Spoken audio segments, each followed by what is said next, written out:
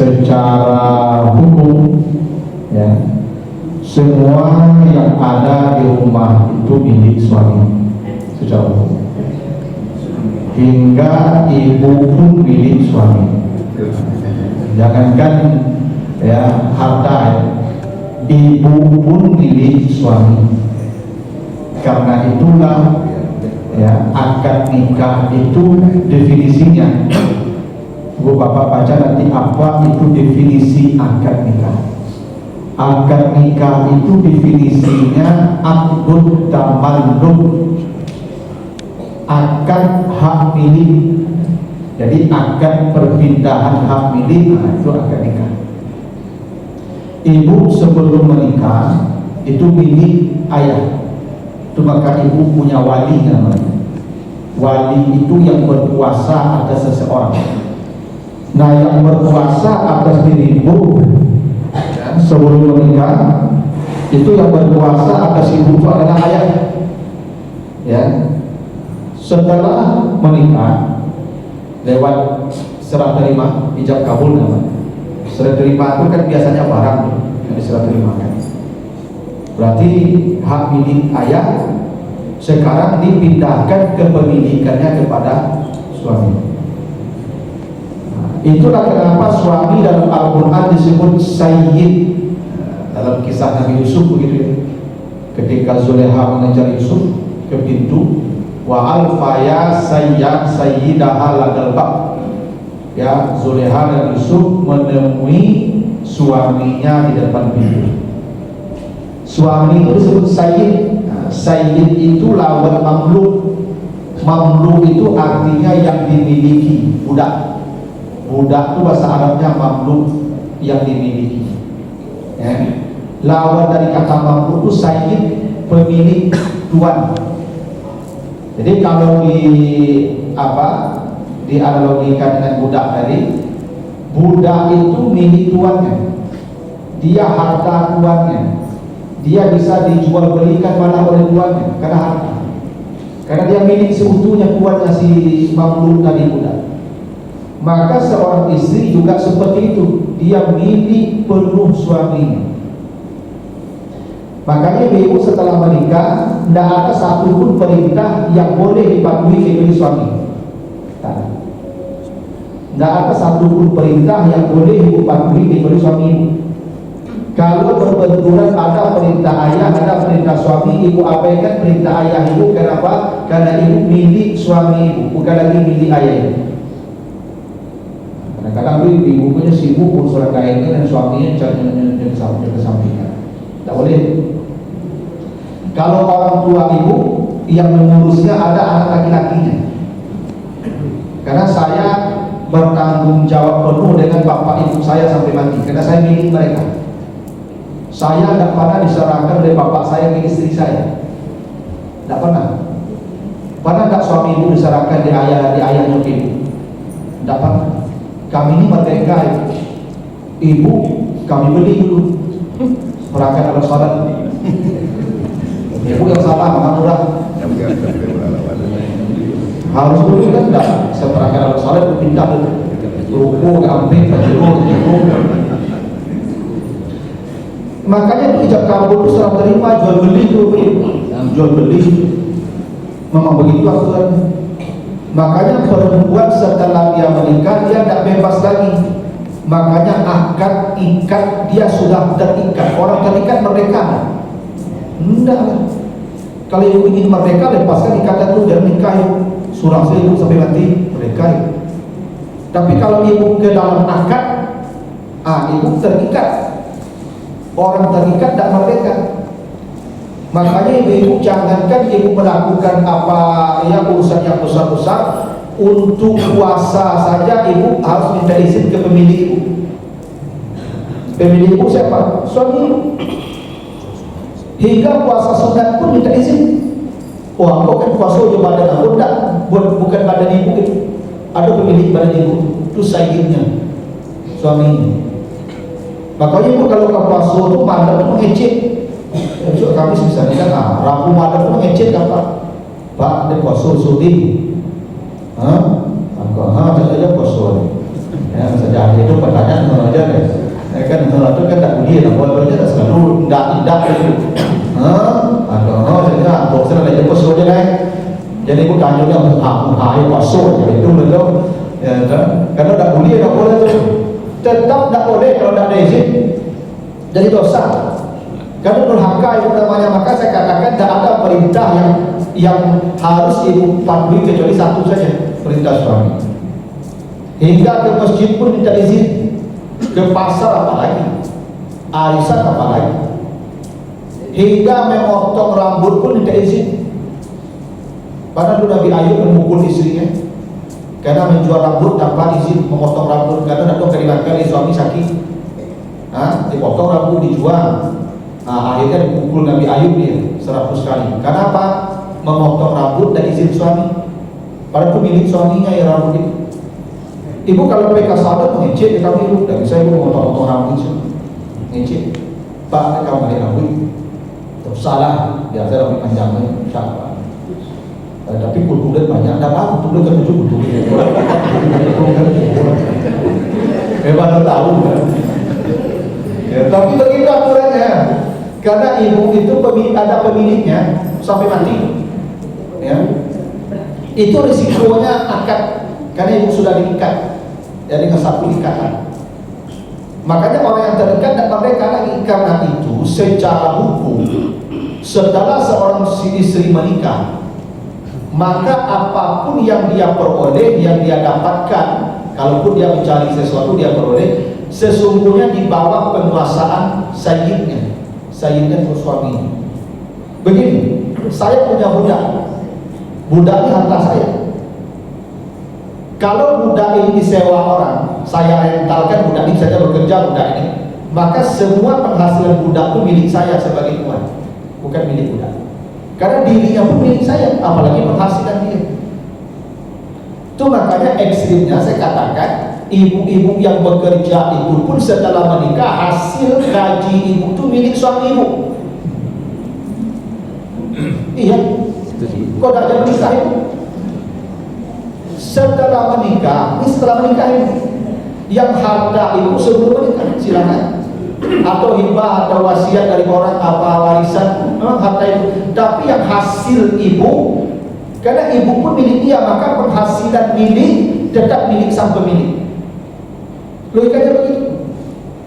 Makanya ibu-ibu kalau bekerja itu harus izin suami. Dan dulu aku akan menikah, sebelum menikah juga akan ada yo. Kini aku lah menikah, lagi di udah aku gini bang, yo. Dia boleh menikah, dia bekerja yo lain. Kerja lah, tak apa kerja. Aku dah dapat izin aku kerja, tapi gaji aku deh. Dan gaji aku pak ada. Sektor lah bos. Sektor itu sektor itu. Kalau sektor itu sektor. Ini ibu pilih itu apa?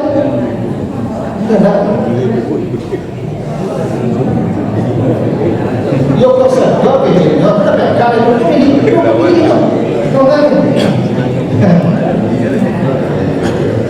Kalau begitu kita suami ibu sektor kampung. Sektor lah. Oh panik saya kerja jualan dia orang tidak. Karena ibu dah disuruh bekerja. Karena kata Allah ar-rijalu qawwamuna 'alan nisa bima faddalallahu ba'dahum 'ala ba'din wa bima anfaqu min amwalihim. Seorang suami diwajibkan menafkahi istrinya dari ujung rambut sampai ujung kakinya. Kalau dia tak menafkahi istrinya berdosa, karena dia sudah berjanji dengan bapaknya dulu bahwa akan merawat, menjaga, menafkahi anaknya sebagaimana bapaknya menafkahi anaknya. Itu janji kita dari bersaksi bahwa orang dulu. Makanya ibu tak perlu bekerja, karena sudah dijamin, ada janji suami ibu dulu di depan ayah ibu, di depan saksi ibu. Ketika serah terima, tak perlu ibu bekerja. Tugas ibu apa?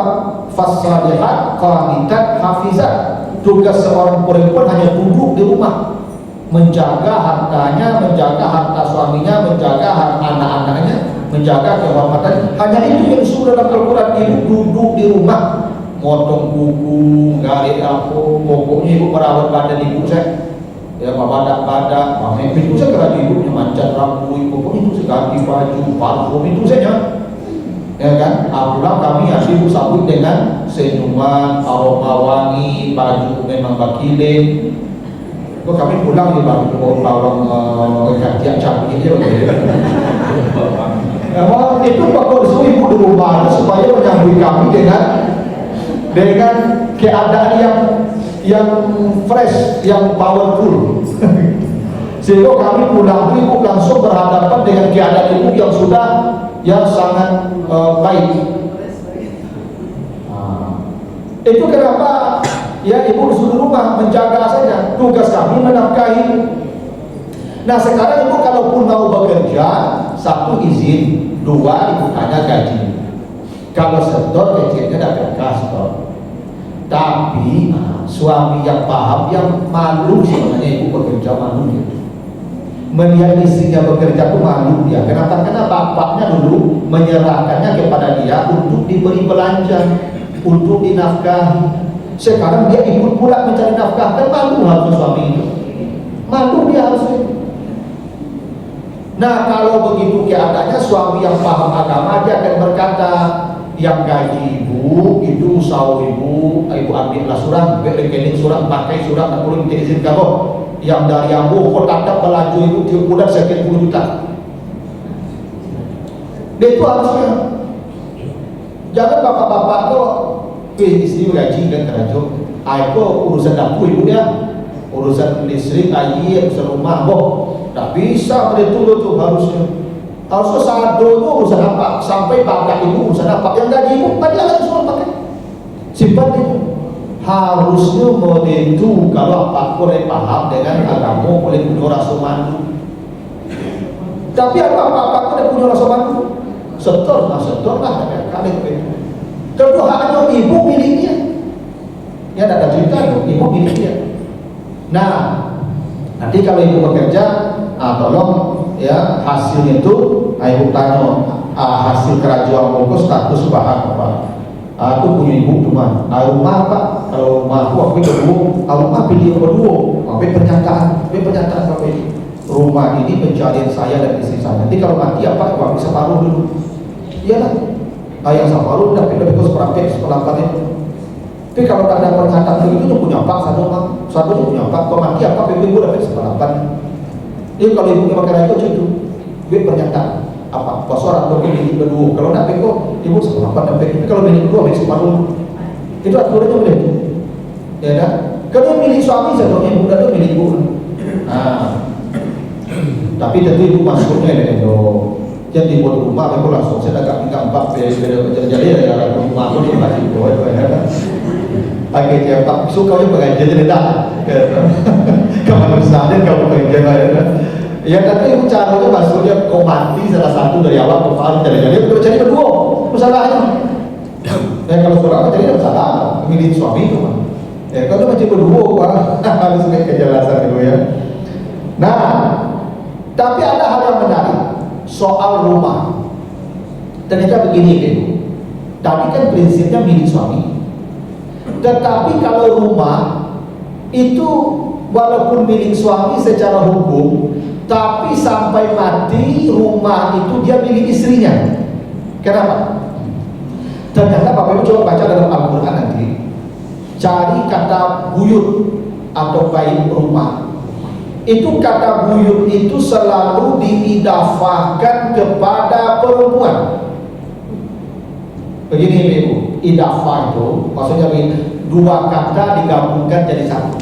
Misalnya kitabun, ini satu kata ini. Lalu Muhammad itu satu kata lagi. Kalau ingin menggabungkannya diidafahkan kitabu Muhammad, buku Muhammad, namanya idafah. Kalau buku Muhammad artinya apa? Buku milik Muhammad. Tahu dia? Jadi idafah itu ada lam di situ yang dihazafkan, yang ditakdirkan milik. Jadi kalau saya katakan istri saya, itu artinya istri milik saya. Begitu dong? Nah coba kita lihat rumah ya. Ternyata semua kata rumah dalam Al-Quran diidafahkan ke kata perempuan. Coba perhatikan Surat Al-Ahzab 33. Wa qarna fi buyutikunna wala tabarrajna tabarrujal jahiliyah al-ula. Wahai para perempuan, tinggallah kalian di rumah-rumah kalian. Ingat, fi buyutikunna. Allah tak mengatakan di rumah suami kalian. Kan yang punya rumah suami jadi. Allah tak mengatakan di rumah mereka. Mereka itu suami kalian, fi buyutihim. Tidak. Tapi rumah fi buyutikunna, di rumah kalian. Artinya fi buyutin lakunna, di rumah milik kalian. Di situ para ulama memahami rumah itu walaupun suami yang membangun dengan hartanya, tapi rumah itu kemanfaatannya itu milik istri sampai mati. Makanya rumah itu dinisbahkan ke istri. Hendaklah kalian menetap di rumah-rumah kalian. Berarti rumah kalian rumah milik kalian. Katanya itu. Nah, ini juga dalilnya Bapak ya, bahwa ibu-ibu ini memang disuruh di rumah. Wa qarna fi buyutikunna, wahai para perempuan kalian tinggal di rumah. Allah sebut begitu dong. Jadi hukum asalnya perempuan di rumah. Itu waktu ibuku dari badan lunak, suara lunak, ya. Nah, karena ibu tidak di kerajo kari, karena ibu kerajo rumah. Itu memang begitulah. Ibu kalau di rumah, kami yang baik kerajo kalau rumah, pulang kami sana nanti kami rumah berhasil. Kalau kami yang di rumah, ibu baik kerajo, pulang ibu senter, ibu rumah pakai cap jual kamu. Jangan kita. Pokoknya ibu yang pakai kerajo, pulang banyak yang senter, sekarang rumah pakai cap. Piring tak nyuci, lantai tak nyasapu, tak ada loh. Tapet laduk dan tapet laduk kasur, baserak dan itu juga berarti kelopak tinggal rumah seorang. Ada yang rapi rumah ada bapak tu dah ada loh. Atau masih ibu di rumah. Ibu kalau di rumah anak selesai di ibu dari jauh. Kalau ibu tinggal anak ke kami, klasik anak itu jadi gagap. Kalau bapak mengasuh anak di rumah ke ibu. Kalau menangi anak tuh kalimat pertama dia dulu antok menangi je lain dia kagum begini mah antok gitu itu ya menangi je lain rami yang antok menangi panjang gitu itu kalau bapak tu baca yo lah kamu kalau anak jadi tinggal bapaknya ya kan. Tapi kalau ibunya tinggal anak kau menangi anak pantuk, ya, menangi je lah antuk menangi je lah itu ibu menangi mana dong? Itu makanya ibu paling cocok tu makanya ibu tu disebut ummi. Ummi dari kata imam, amma ya ummu imam. Kenapa ibu disebut ummi? Karena dia imam di rumah, imam bagi anak-anaknya. Tu makanya kini anak-anak tak selesai kerajuannya, tak akhlaknya tak ada, karena imamnya tak ada rumah loh. Imamnya pagi pulang malam, hanya cari imam di luar dah dah. Makanya Bapak Ibu, saya sering sarankan ibu kalau punya anak lah S2 bisa S2 terus itu. Tujuan di rumah mengasuh anak, jadi ibu merasa gagal berpelaksana.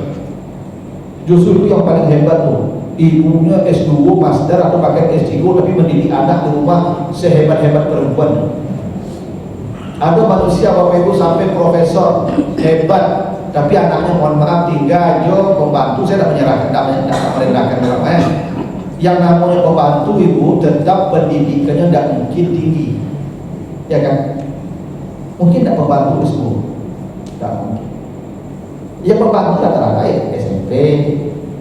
Makanya pembantu itu ibu gaji untuk menjaga anak ibu, bukan mendidik anak ibu. Pasti. Pembantu itu digaji hanya menjaga anak, bukan mendidik anak. Yang dibutuhkan anak di rumah itu pendidikan.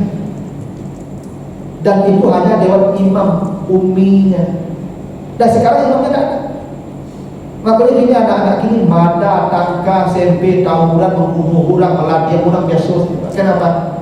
Karena tidak ada didikan di rumah dari imamnya, umminya tidak ada. Itu rahasianya kenapa Allah suruh dari wahai perempuan kalian di rumah, tinggal di rumah.